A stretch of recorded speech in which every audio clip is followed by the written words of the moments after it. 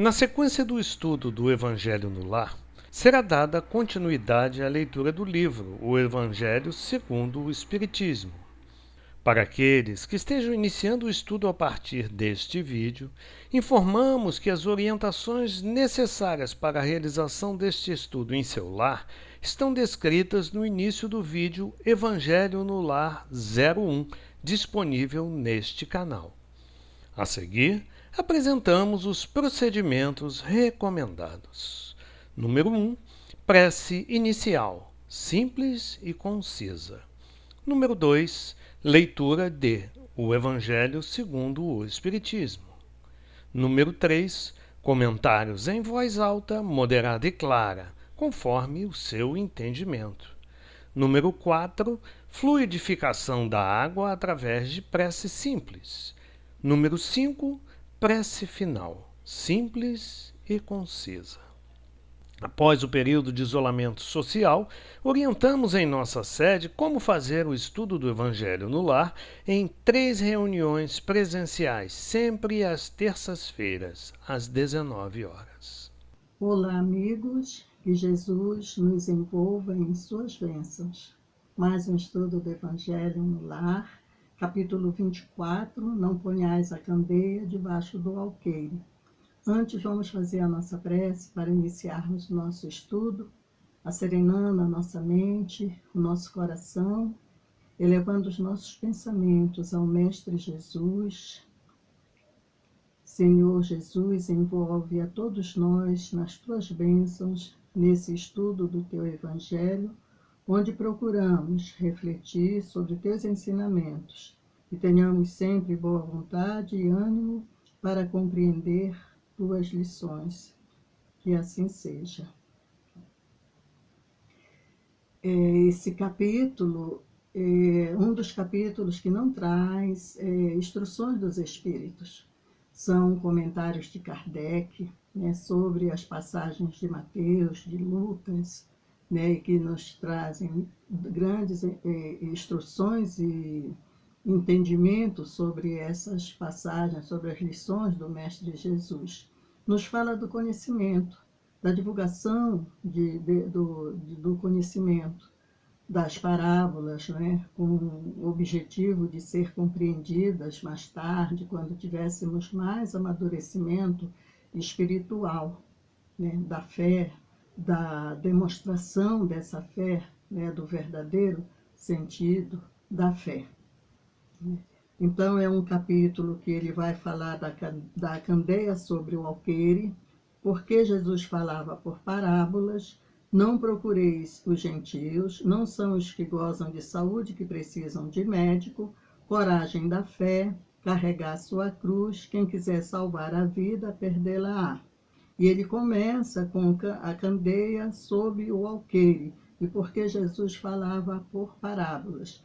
Então ele inicia o capítulo, né, com máximas de Mateus, de Lucas, nos falando que ninguém acende uma candeia para pô-la debaixo do alqueire.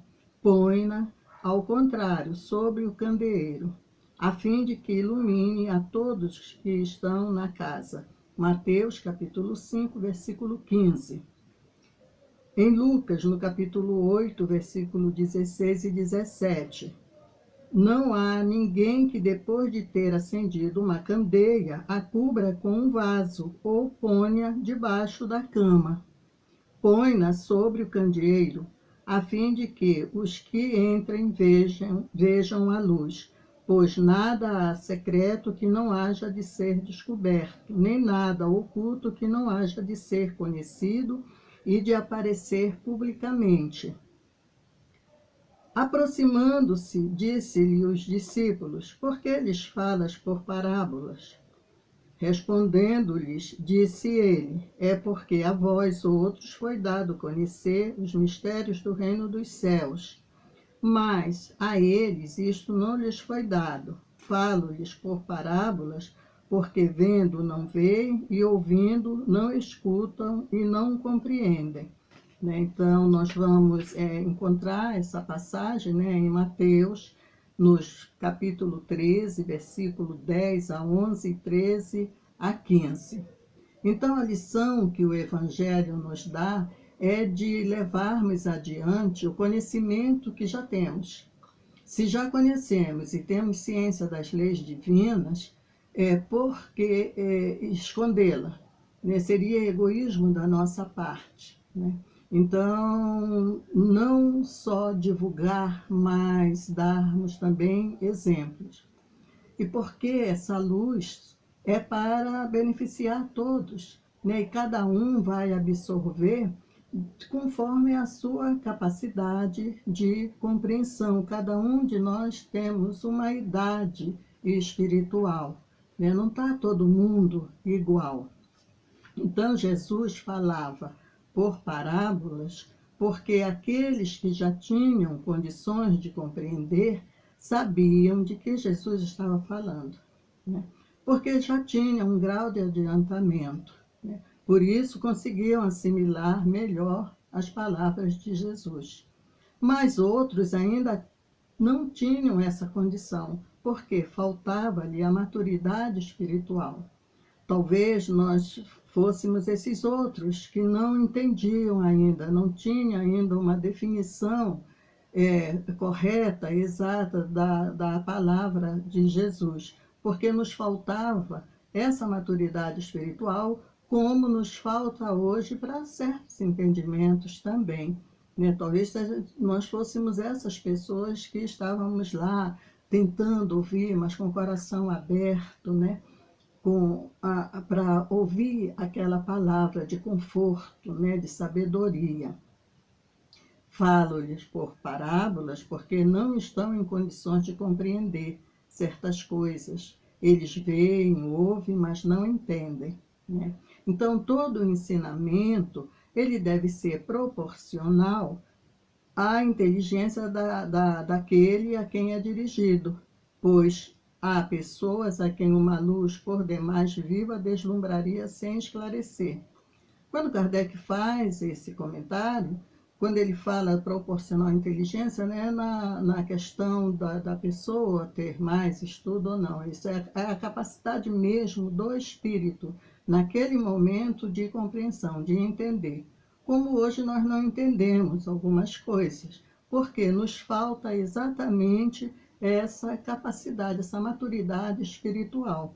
E essa luz, por demais viva, ia o que? Nos deslumbrar, nos maravilhar, e não íamos entender nada também, né? Mas os discípulos, eles já tinham essa condição de compreender o que Jesus falava.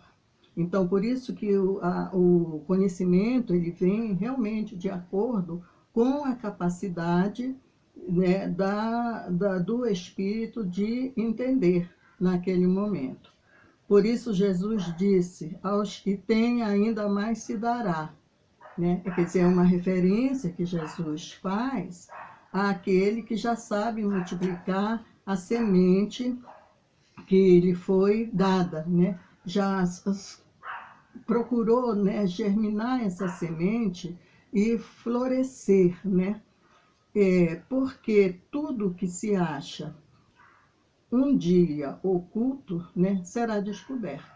E nós podemos ver isso através até da própria ciência, né? Quantas descobertas já foram feitas, né? Quanta evolução houve, né? Então, o Espiritismo nos esclarece em vários pontos obscuros, coisas que nós não sabíamos, que era encoberta, que pertencia a um grupo só. E esse conhecimento, ele vem, né, mostrar, né, que aquilo que estava oculto um dia será descoberto. E hoje nós já podemos entender, basta que tenhamos, né, ouvidos para ouvir e olhos para ver, que nós vamos entendendo melhor a nossa posição aqui, o que nós estamos fazendo. E Jesus também, ele procurava levar suas palavras àqueles que, mesmo com o coração dilacerado, mas receptivo aos seus ensinamentos, né? E são esses que precisam de remédio. esses que eles consideram doentes, porque não são os que estão com saúde que precisam de médico, né? Então, são esses que precisam de remédio por estarem o quê? Com o coração aberto, né? Com o coração receptivo. Porque a lei do progresso nos leva a buscar conhecer melhor as leis de Deus. Aquele que crê em Deus, que entende suas leis e pratica os ensinamentos de Jesus, esse já tem conhecimento, possui fé e dá demonstração dessa fé, exemplificando no seu dia a dia. É esse testemunho que nós vamos dando, né, que nós já estamos absorvendo essas lições, já estamos sedimentando em nós essas lições.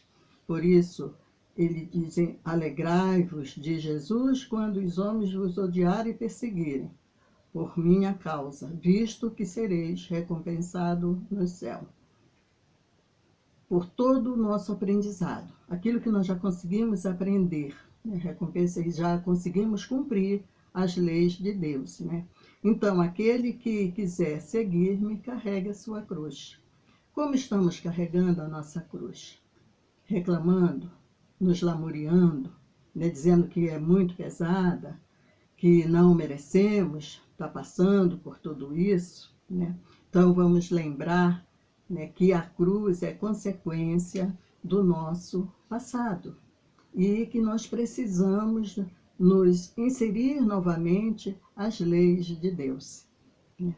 Jesus quer apenas que reflitamos sobre nós mesmos, sobre as nossas escolhas, né? Para isso é que nós somos chamados a atenção. Suportar com resignação, coragem, confiança os momentos difíceis da vida, as dificuldades, os obstáculos, né? Sabendo que é possível superar, né? Já é demonstração de que estamos seguindo as leis de Deus. Então, cabe a nós carregar nossa cruz com firmeza, com coragem, ciente que o tempo nos fornecerá nova oportunidade de libertação. É só seguirmos o roteiro que o Evangelho de Jesus nos oferece, né? E quando nós já passamos a compreender e entender melhor o porquê nós estamos aqui, né? O que significa essa nossa passagem aqui por esse planeta, e escola, que é a Terra, é justamente para que nós possamos aumentar a nossa compreensão no ouvir e no ver, né? Ampliar a nossa visão em relação a nós mesmos, né? Que nós podemos, sim, superar todas as dificuldades, que nós podemos levar esse conhecimento e dar como exemplo que é possível, né? Beneficiar a todos. Então, chegamos ao final do nosso Evangelho. Vamos fazer a fluidificação da água e a nossa prece final. Pedir, né, aos benfeitores espirituais que coloquem nesta água os remédios que se façam necessários para cada um de nós, melhorando a nossa saúde do corpo físico e do nosso corpo espiritual. Que assim seja. Graças a Deus, Pai, agradecemos a mais um estudo do Evangelho no lar.